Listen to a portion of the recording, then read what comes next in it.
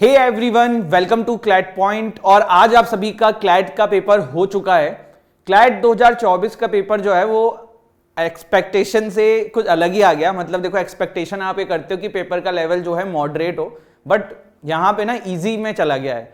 तो पहला जो पूरा अभी मेरे हिसाब से क्लैट 2024 का पेपर, इसको मैं समराइज करूं तो काफी इजी पेपर है, cut off is going to be high. अभी इजी क्यों है? देखो, क्लैट के पेपर में ना करंट अफेयर का जो सेक्शन होता है वो बहुत डायनामिक टाइप का रहता है और वही पूरी कट ऑफ को डिसाइड करता है, काइंड ऑफ। ठीक, अभी इस बार क्या हुआ, करंट अफेयर में जैसे G20 का पैसेज था, इजराइल पैलेस्टीन था, ये दोनों तो ऐसे टॉपिक्स थे जो करंट अफेयर वाले थे।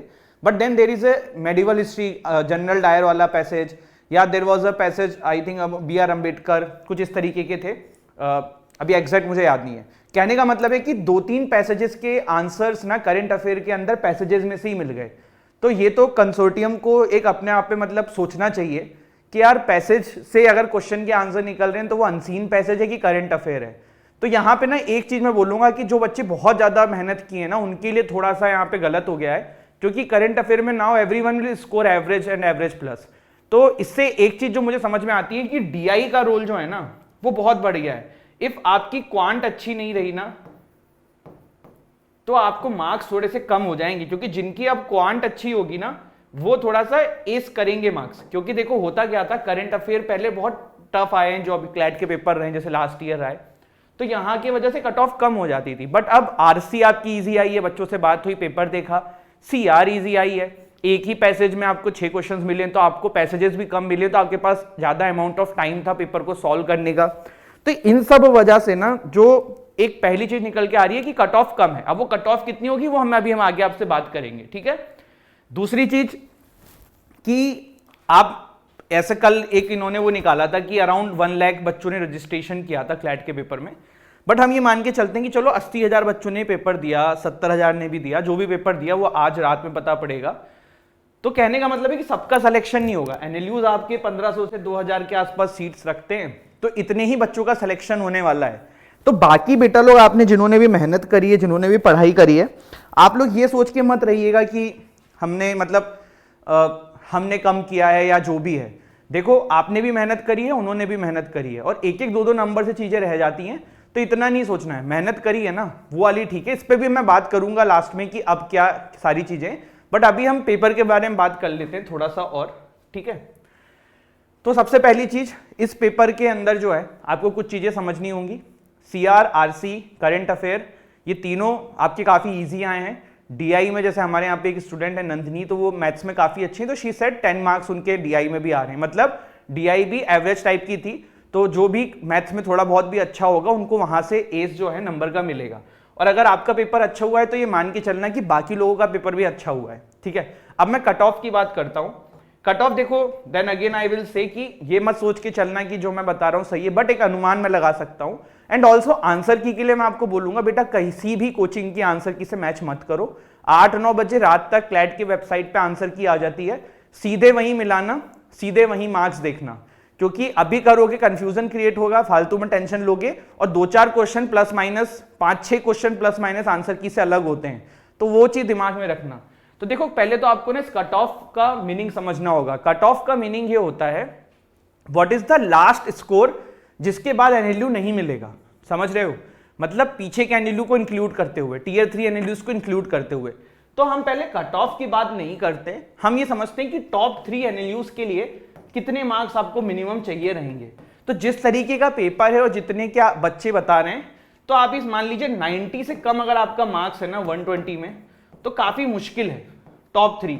ये मैं मतलब देखो, जो भी कट ऑफ होती है ना वो जनरल रैंक के अकॉर्डिंग बताई जाती है। यहाँ पे मैं कैटेगरी वाइज नहीं कर रहा हूँ, आप अपना थोड़ा सा बाइफिकेशन कर सकते हो इस हिसाब से।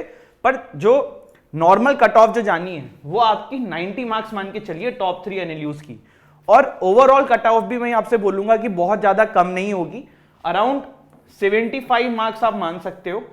इसके प्लस अगर आपका स्कोर आ रहा है तो this is a good score, ठीक है। बट अब यहां पे वही अगेन मैं बोलूंगा कि कोई चीज एग्जैक्ट नहीं है। आप कट ऑफ 70 से 75 मान सकते हो, टॉप 3 NLUs 85 से 90 मान सकते हो, बट ये चीज है। और अगेन आई वुड से कि इतना ज्यादा इन पे अभी मुंह मत लेना टेंशन की सर ने ये बोला है हमारे नहीं आए। देखो, आई एम ऑल्सो ह्यूमन, और जो बच्चों से मुझे मिली हैं चीजें, जो मेरा एक्सपीरियंस है उसकी बेसिस पे मैंने आपको कुछ प्रिडिक्ट किया है। तो अपने को इतना इस पर टेंशन नहीं लेना है, ठीक है। तो ये चीज है। अब एक पॉइंट यहां पे बनता है कि सर अब क्या, आगे क्या। तो देखो जिनका पेपर अच्छा हुआ है 75-80 प्लस आप ला रहे हो, अच्छा है, खुश हो जाओ, you are going to get into NLUs. अगर मन करता है तो कोई दूसरे एग्जाम जो आप और भी होते हैं लॉ के, उसकी तैयारी कर सकते हो। पर जिनका पेपर अच्छा नहीं हुआ है, आप लोगों के लिए बेटा अब प्लान बी के बारे में सोचने की जरूरत है। अच्छा नहीं मैं बोलूंगा, देखो 60 से कम है, बहुत कम चांस है, चांस ही नहीं है। 50 से कम है तो बिल्कुल ही चांस नहीं है। तो वो चीज लेके चलो, ठीक है। तो प्लान भी आपके क्या हो सकते हैं, हम जो और एंट्रेंस टेस्ट आ रहे हैं जैसे कि जेएमआई, स्लैट, एमएससीटी, डीयू का 5 साल का है, या और भी आपके जो भी प्राइवेट आपने सोच रखे हो। एक यहाँ पे ऑप्शन बनता है ड्रॉप का, अगर आप चाहो तो ड्रॉप भी ले सकते हो। अब ड्रॉप लेने के लिए भी आपको एक चीज समझनी होगी कि ड्रॉप कौन कौन ले सकता है। एक तो कुछ वो बच्चे,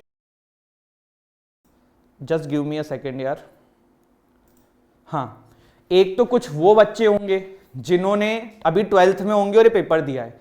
तो बेटा अगर आपको लगता है कि आपको इस बार टीयर 3 मिलेगा या टीयर 2 मिलेगा और आपको टीयर 1 में जाना है और आपको लगता है कि एक साल ड्रॉप लेके आप कर सकते हो, बिल्कुल ड्रॉप ले लो।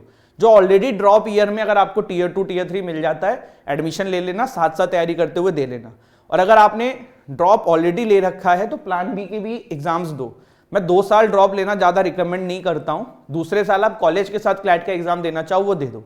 बट जो 12th में बच्चे थे, आप बेटा बिल्कुल अभी आपने 12th पे फोकस करो और कोचिंग्स में या जिसमें भी आपको इनरोल करना है कर सकते हो। जैसे कि क्लैट पॉइंट का 2025 का जो बैच है वो स्टार्ट हो चुका है, अभी नेक्स्ट वीक भी नया बैच शुरू हो रहा है, तो आप रजिस्टर कर सकते हैं हमारे वेबसाइट से।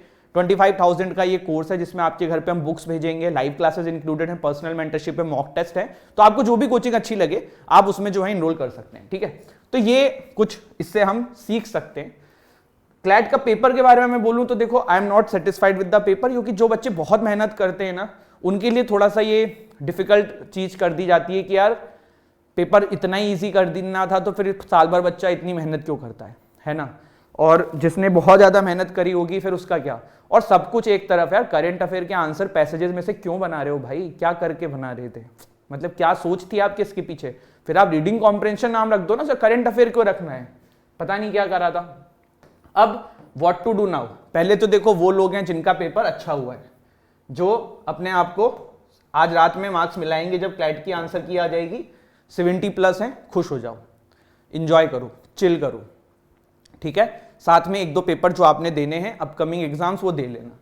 दूसरा, जो बच्चे ड्रॉप लेने वाले हैं, वो जो 12th में है, थोड़ा 12th पे फोकस करो और डिसाइड करो अगले 1-2 वीक के अंदर कि कोचिंग लेनी है, कौन सी कोचिंग लेनी है, क्लैट पॉइंट लेनी है, कोई और लेनी है, फिर उसमें इनरोल करो और साथ साथ कॉलेज के साथ मैनेज करो। ये मत सोचना कि जो लास्ट के अभी 6 महीने 12th कर लेते हैं फिर लेंगे,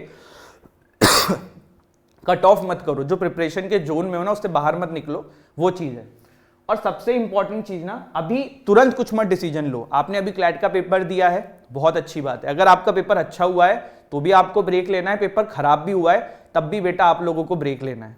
मैं आपको बार बार ये बात बोल रहा हूं कि जब हम किसी इमोशन में होते हैं ना तो बहुत गलत फैसले ले लेते हैं। तो अभी क्या है कि एनिमल मूवी आई है, आप जाओ देखो, अच्छी मूवी है, या कुछ जाओ चाचा चाची ताऊ किसी के घर चले जाओ 1-2 दिन के लिए, फिर आप वापस से ट्रैक पे आना और फिर डिसाइड करना कि क्या करना है। पर तुरंत इंस्टेंट डिसीजन नहीं लेना है कि मैं अब क्लैट का एग्जाम ही नहीं दूंगा, ये है वो है। लास्ट में मैं एक ही चीज बोलूंगा आप लोगों से, देखो I am really proud of you, your parents, your teachers, आपके जितने भी लोग आपके जानने वाले थे, पहचानने वाले थे, सब लोग आप पे प्राउड फील कर रहे हैं। कोई नहीं कर रहा है तो मैं कर रहा हूं, चाहे मुझे जानो चाहे ना जानो।